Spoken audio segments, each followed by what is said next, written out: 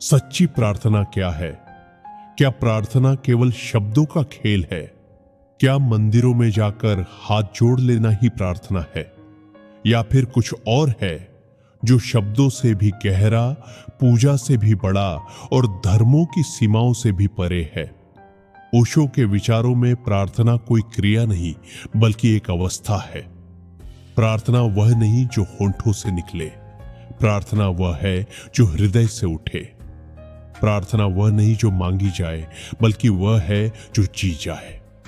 मनुष्य सदियों से प्रार्थना करता आया है। कोई धन मांगता है, कोई सफलता, कोई प्रेम, कोई सुरक्षा। लेकिन यदि हम ध्यान से देखें तो अधिकांश प्रार्थनाएं इच्छाओं की सूची बन चुकी है। हम भगवान के सामने भी व्यापारी बनकर खड़े होते हैं।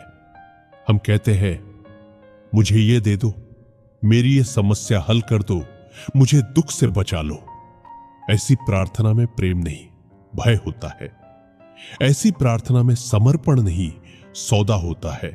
सच्ची प्रार्थना मांगना नहीं है, सच्ची प्रार्थना धन्यवाद है। जब व्यक्ति बिना किसी कारण के कृतज्ञ हो जाता है, तब प्रार्थना जन्म लेती है। सुबह सूरज उगता है, पक्षी गाते हैं, हवा चलती है, हम सांस ले पा रहे हैं।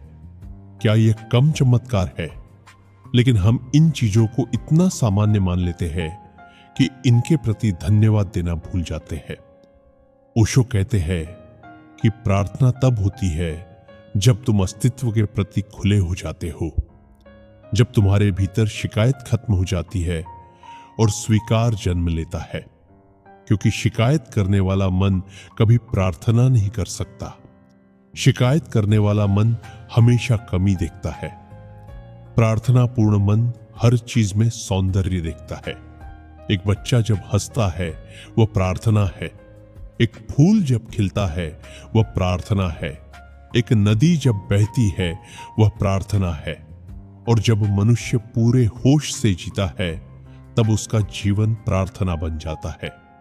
हमने प्रार्थना को बहुत गंभीर बना दिया है, लेकिन सच्ची प्रार्थना में गंभीरता नहीं, सहजता होती है। गंभीर व्यक्ति अक्सर भीतर से बोझिल होता है। प्रार्थना पूर्ण व्यक्ति हल्का होता है। वह जीवन को उत्सव की तरह जीता है। सोचिए, अगर कोई व्यक्ति दिन भर क्रोध, ईर्ष्या और चिंता में रहे और रात को 5 मिनट पूजा कर ले, तो क्या वह प्रार्थना है? नहीं, क्योंकि प्रार्थना 5 मिनट की गतिविधि नहीं हो सकती। प्रार्थना जीवन जीने का तरीका है। जब तुम किसी को प्रेम से देखते हो, वह प्रार्थना है। जब तुम किसी की मदद बिना स्वार्थ के करते हो, वह प्रार्थना है। जब तुम प्रकृति के सामने मौन हो जाते हो, वह प्रार्थना है। प्रार्थना का संबंध शब्दों से कम और मौन से ज्यादा है। मनुष्य हमेशा बोलता रहता है, बाहर भी और भीतर भी। मन लगातार चलता रहता है। विचारों की भीड़ इतनी ज्यादा है कि हम अपने भीतर की शांति को सुन ही नहीं पाते। सच्ची प्रार्थना तब शुरू होती है जब भीतर का शोर कम होने लगता है। ध्यान और प्रार्थना का गहरा संबंध है। ध्यान तुम्हें मौन देता है और उसी मौन से प्रार्थना पैदा होती है। जब तुम शांत हो जाते हो, तब पहली बार महसूस करते हो कि जीवन कितना रहस्यमय है। तब तुम्हें समझ आता है कि अस्तित्व तुम्हें लगातार दे रहा है, लेकिन हमारा मन हमेशा भविष्य में भागता रहता है। हमें जो मिला है उससे ज्यादा चाहिए, और यही लालच हमें प्रार्थना से दूर ले जाता है। सच्ची प्रार्थना वर्तमान में होती है। अभी इसी क्षण अगर तुम पूरी तरह मौजूद हो, बिना पछतावे, बिना चिंता, बिना मांग, तो तुम प्रार्थना में हो। क्योंकि प्रार्थना समय से बाहर की चीज है।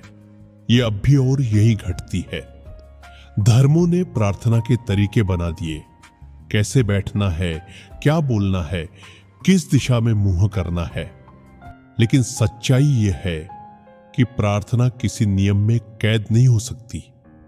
एक व्यक्ति पहाड़ पर बैठकर प्रार्थना कर सकता है, दूसरा खेत में काम करते हुए, तीसरा संगीत सुनते हुए, चौथा मौन में।